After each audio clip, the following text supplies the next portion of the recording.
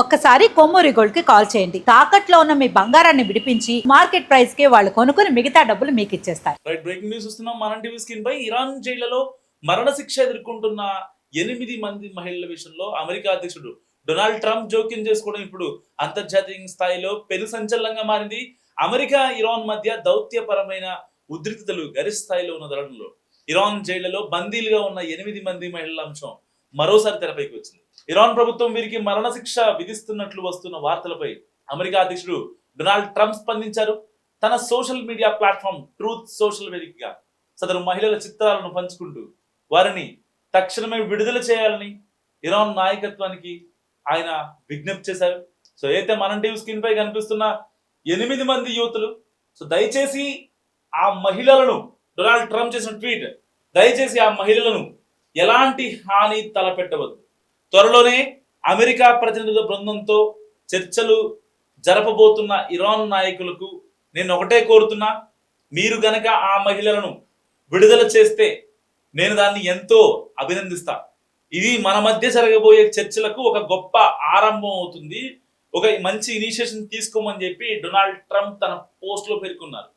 అయితే మరోవైపు Iran attorney general ఈ 8 మంది మహిళలకు మరణశిక్ష విధించినట్లు వస్తున్న వార్తలను ఆయన తోసిపుచ్చారు.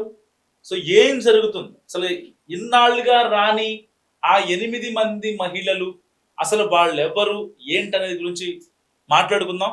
సో ఎవరి 8 మంది మహిళలు? సో ఇప్పటిదాకా వాళ్ళ గురించి ప్రపంచానికి తెలియదు, కానీ అసలు ఒక రిపోర్ట్ ప్రకారం మానవ హక్కుల కార్యకర్త, ఈయన international human rights activist Eyal Yakobi and Laffer project నివేదికల ప్రకారం ఈ మహిళల వివరాలు, వారిపై ఉన్న ఆరోపణల గురించి ఈ యొక్క రిపోర్ట్స్ పరంగా మనం మాట్లాడుకుందాం. వాళ్ళ యొక్క పేర్లు అండ్ వాళ్ళు చేసిన తప్పు. So first one, Bita Hemmati. అయితే ట్రంప్ ట్వీట్ చేసినటువంటి ఆ పోస్ట్ లో ఫస్ట్ లెఫ్ట్ సైడ్ లో ఫస్ట్ లో కనిపిస్తుంది కదా, ఆవిడ పేరు బీతా హెమ్మతి. అక్కడ ఇరాన్ ప్రభుత్వంపై నిరసనలు చేసినందుకు జనవరిలో భర్తతో సహా ఆవిడ అరెస్ట్ అయ్యారు. పేలుడు పదార్థాల వాడకం, జాతీయ భద్రతకు ముప్పు కలిగించారనే ఆరోపణలు ఈవిడపై ఉన్నాయి. And second lady name Diana Taher అబాది. Just ఈవిడ ఒక మైనర్, 16 ఏళ్ల అమ్మాయి నిరసనలో పాల్గొన్నారనే ఆరోపణతో ఈవెంట్ కూడా జనవరిలో అదుపులో తీసుకున్నారు. And third one, Mahboubeh Shabani. ఈవిడికి 33 ఏళ్ళు. నిరసనలో గాయపడిన వారికి చికిత్స అందించారనే ఆరోపణలతో ఫిబ్రవరిలో ఈవిడ అరెస్ట్ అయ్యారు. అయితే అప్పుడు నిరసన జరిగిన తర్వాత జస్ట్ ఆవిడకి అంటే ఒక డాక్టర్గా తన వృత్తిని నిర్వర్తించింది. అలా ఎలా చేస్తావు, జాతీయ భద్రతకు ఆటంకం కలిగించేటువంటి టెర్రరిస్టులకి నువ్వేలా చికిత్స చేస్తావు అని చెప్పి ఆవిడని అరెస్ట్ చేశారు. And fourth lady Ensieh Nejati, Kurdish మహిళా హక్కుల కార్యకర్త ఈవిడ. ఈమెకు ఒక చిన్న బాబు ఉన్నాడు. 2025 ప్రారంభంలో ఈమెకు మరణశిక్ష విధించినట్లు సమాచారం, కానీ ఇప్పటికీ ఆవిడ బతికే ఉందని ఇరానీ అటార్నీ జనరల్ చెప్తున్నారు, ఇయాల్ ఖురేషి. So fifth one, Golnaz Narahi. ఈవిడకి 37 ఏళ్ళు. ఈవిడ ప్రొఫెషనల్ గా ఎమర్జెన్సీ మెడిసిన్ స్పెషలిస్ట్. నిరసన సమయంలో ఈవిడని అరెస్ట్ చేశారు, ఎందుకంటే ఈవిడ ఏదో ఆ నిరసన జరిగినప్పుడు వెంటనే వాళ్ళందరికీ చికిత్స చేసిందని ఒకే ఒక reason. And sixth one, Venus Hossein Nejad. తన ఆఫీస్ నుంచే సెక్యూరిటీ ఫోర్స్ ఈమెను అరెస్ట్ చేసింది.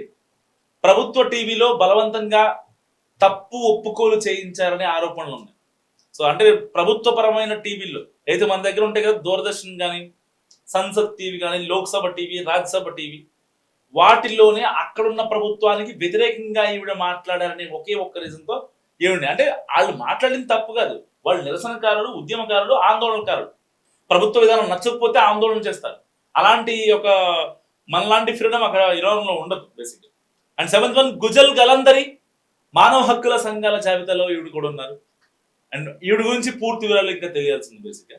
And eighth one, Panah Mehahidi. So మానవ హక్కుల సంఘాల జాబితాలో ఉన్నారు. ఈవిడ కూడా ఈ యొక్క హ్యూమన్ రైట్స్ గురించే ఆ జనవరి ప్రొటెస్ట్లో ఈవిడ కూడా ఉన్నారు. సో అక్కడ జాతీయవాదానికి, అక్కడ ఇరాన్ ప్రభుత్వానికి వ్యతిరేకంగా వీళ్ళు నిరసన చేసేందుకు సో ఈవిడిని కూడా అరెస్ట్ చేశారు. ఇరాన్ యంత్రాంగం అధికారికంగా ఎలాంటి సమాచారం ఇవ్వనప్పటికీ కార్యకర్తల సమాచారం ప్రకారం వీరిపై ప్రధానంగా చాలా ఆరోపణలు ఉన్నాయి. సో ఇటు ప్రభుత్వ వ్యతిరేక ప్రదర్శనలు నిర్వహించడం, దేశ భద్రతకు ముప్పు కలిగించేలా ప్రవర్తించడం, నిరసనకారులకు గాయపడిన వారికి సహకరించడం, వారికి చికిత్స చేయడం, ఫస్ట్ ఎయిడ్ చేయడం, ఈ మహిళల చిత్రాలను, వారి మరణశిక్ష వార్తలను మొట్టమొదటిగా ఆన్లైన్లో షేర్ చేసింది అయాల్ యాకోబీ. అయాల్ యాకోబీ అంటే ఈ యొక్క ఇరాన్ అటార్నీ జనరల్ అనమాట. ఇతను యూనివర్సిటీ ఆఫ్ పెన్సిల్వేనియా నుంచి గ్రాడ్యుయేట్. ఇరాన్ ప్రభుత్వం ఈ మహిళలను ఉరి తీయాలని ప్లాన్ చేస్తుందని, అంతర్జాతీయ సమాజం దీనిపై మౌనం వీడాలని ఆయన డిమాండ్ చేశారు. ప్రస్తుతం ట్రంప్ జోక్యంతో ఈ విషయం ఒక అంతర్జాతీయ దౌత్యాంశంగా మారింది. అమెరికాతో తిరిగి చర్చలు ప్రారంభించాలనుకుంటున్న ఇరాన్ ట్రంప్ విజ్ఞప్తికి ఎలా స్పందిస్తుందో అనేది వేచి చూడాల్సిన అంశం. సో ఏది ఏమైనా ఏదైతే ఈ యొక్క మహిళల విషయంలో డొనాల్డ్ ట్రంప్ ఏదైతే ఒక విజ్ఞప్తిని ఇరాన్కి ఇచ్చాడో, ఆ 8 మంది మహిళలను సేఫ్గా జైల్లో బందీలుగా ఉన్నారు. ఏదైతే ప్రొటెస్టులు చేసి ఆందోళన చేసి అక్కడ ఇరాన్ ప్రభుత్వానికి వ్యతిరేకంగా చేశారనే ఒక అపవాది వాళ్ళ మీద పెట్టుకున్నారో, వాళ్ళని గనక సేఫ్ గా రిలీజ్ చేస్తే ఆ 8 మంది మహిళల్లో, ఎందుకంటే వాళ్ళల్లో మైనర్లు కూడా ఉన్నారు, జస్ట్ ఇరాన్ ప్రభుత్వానికి నెగిటివ్ గా మాట్లాడారనే ఒకే ఒక్క రీజన్ తో అక్కడ అయితే ప్రభుత్వానికి సంబంధించినటువంటి టీవీల్లో కూడా డిస్కషన్స్ లో ఇరాన్ ప్రభుత్వాన్ని తిట్టారు అనే ఒకే ఒక్క ఇదితో వాళ్ళందరినీ అరెస్ట్ చేసి వాళ్ళ మరణశిక్ష విధిస్తానంటుంది ఇరాన్.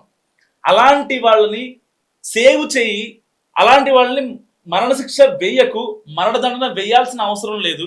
నేను చెప్పిన మాట వింటే మేము అయితే ఇరాన్ అమెరికా యుద్ధంలో మేము ఎట్టి పరిస్థితుల్లో అక్కడ మేము మీరు చెప్పిన దానికి అంగీకరిస్తాం. అయితే ఇప్పటికీ ఇరాన్ కొన్ని డిమాండ్స్ పెట్టింది, ఆ డిమాండ్స్ ని మేము యాక్సెప్ట్ చేస్తామంటూ ట్రంప్ ఒక మెట్టు దిగాడు.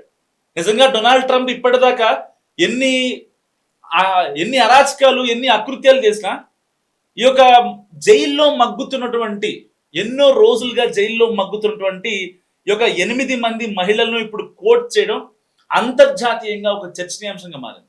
ఓకే, ఇప్పటిదాకా డొనాల్డ్ ట్రంప్ యుద్ధాలను రెచ్చగొడతాడు, దేశాలని చిన్నాభిన్నం చేస్తాడు, వాళ్ళని వెళ్ళి వాడుకొని పైకి వస్తాడు, కొన్ని ట్రిలియన్ డాలర్ల ఆర్థిక వ్యవస్థను కూల్ చేస్తాడు, ఏదో ఒక మాట మాట్లాడి సెన్సెక్స్ ని, ఇటు బంగారం రేట్ ని, ఇటు క్రూడ్ ఆయిల్ ధరని మొత్తాన్ని ఇన్ఫ్లుయెన్స్ చేసే కెపాసిటీ డొనాల్డ్ ట్రంప్ కి ఉందనుకుంటున్నాం ఇప్పుడు దాకా. బట్ అది కాదు.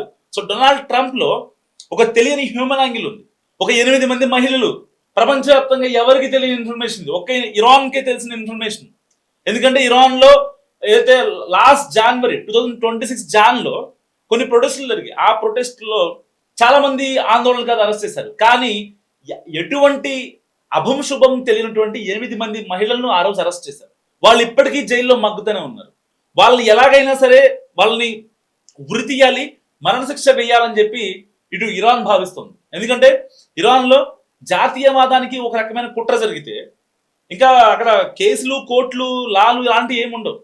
సో వాళ్ళని హ్యాంగ్ చేయడమే అక్కడ బెస్ట్ అని ఆలోచిస్తారు. మనలాంటి దేశంలో అయితే, భారతదేశం లాంటి కంట్రీలో అయితే స్వదేశానికి, అంటే మన దేశంలో ఉంటూ స్వదేశానికి ఏమన్నా కుట్రలు తలపెడితే వాడిని కోర్టులు, కేసులు అని చెప్పి అటు ఇటు తిప్పుతారు. పెట్రోల్ బొక్క ఇవన్నీ ఏం ఆలోచించరు. చట్టం ఉంది కదా, చట్టం చూసుకుంటుంది, చట్టం తన పని తను చేసుకుపోతాను ఆలోచిస్తారు. బట్ ఇరాన్ వాళ్ళకి కాదు, వెంటనే హ్యాంగ్ చేసేస్తారు.